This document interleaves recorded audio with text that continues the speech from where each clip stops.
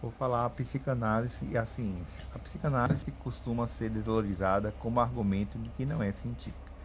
Ao que parece, o padrão lógico positivista não encontra em nossa disciplina um solo firme. Saber transmissível da ciência, válido para todos, não é aquele em que um paciente chega mediante uma análise. Porém, a lógica com que o paciente chega a ele se baseia nela. A associação livre segue um determinismo. A interpretação não está aberta a todos os sentidos. Por isso que para a psicanálise não esteja condenada a se extinguir, para que o sucesso não seja aleatório e passageiro, Lacan situa seu porvir e sua credibilidade nessa marca de cientificidade que Freud lhe outorga desde seu nascimento. Freud jamais se desprende dos ideais de cientificidade de sua época, que moldam sua formação. Antes de ser analista, ele é neurologista. A psicanálise nasce dessa terra científica. Seu criador estuda Hermann Oldwaldman, Emile Durkheim, verdadeiros positivistas, compartilha crenças que um cientista de seu tempo. No entanto, apesar de todas as credenciais da psicanálise, a comunidade não está de acordo. Cientistas e epistêmicos dizem que talvez faça muito tempo que Sigmund Freud tenha sido um deles, mas que não durou muito porque ele se tornou vidente, e que hoje em dia a psicanálise se aferra a um território entre as ciências que não lhe cabe.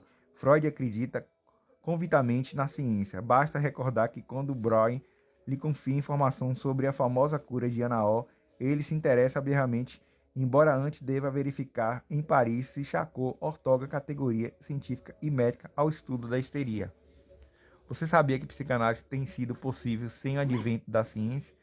No século XVII, o olhar sobre esse quadro não é de um xamã, mas sim de um homem da ciência, que se primeiro certifica de que os sintomas não se explicam neuroticamente, mas que obedecem às leis ligadas à linguagem.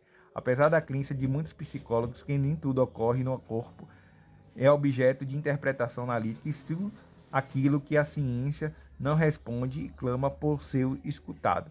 Por isso, Lacan afirma que o sujeito da psicanálise é o sujeito da ciência, ou seja, que esse sujeito da ciência rejeita por não ter lugar nela, nome de errante, mas produzido por ela mesma. Será alojado pela psicanálise.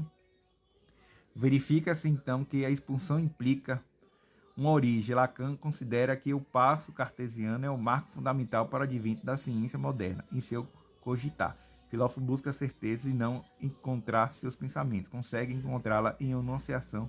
Penso que não posso duvidar desse ato, no qual duvido.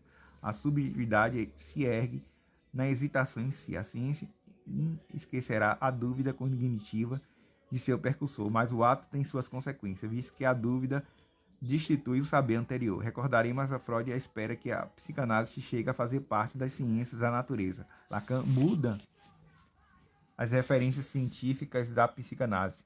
A biologia, as ciências, a linguagem, a linguística, a lógica, a matemática e a teoria dos nós. Descartes não interessa saber, mas sim andar seguro na vida.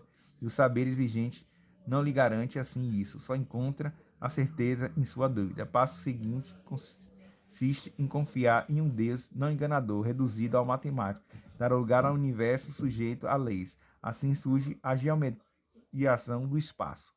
A visão dessa redução do sujeito da psicanálise, do sujeito da ciência, não é um fato meramente contingente, dado pelo contexto de seu nascimento, mas também oportunista, dado pelo prestígio e o poder da ciência, e sim um fato fundamentalmente ético. A exigência da cientificidade de Freud é que lhe permite conservar a orientação de sua descoberta e enganará os desvios. Freud espera que a psicanálise chegue a fazer parte das ciências da natureza. Lacan muda as referências científicas da psicanálise da biologia e as ciências da linguagem, a linguística, a lógica, a matemática e a teoria dos nós. Em poucas palavras, psicanálise não é uma ciência, mas sim uma consequência. Então, a psicanálise surge como a subjetivação do sujeito, entender o sujeito de forma subjetiva e não objetiva como a ciência prega. Entender o homem objetivamente. Já a psicanálise não, tenta entender o homem subjetivamente, porque o homem é sujeito às sugestões da vida, né? Não só objetivo, de entender que, por exemplo, igual a matemática, que 2 mais 2 é 4. Entender o homem é entender sua essência, entender assim complexidade da essência do homem.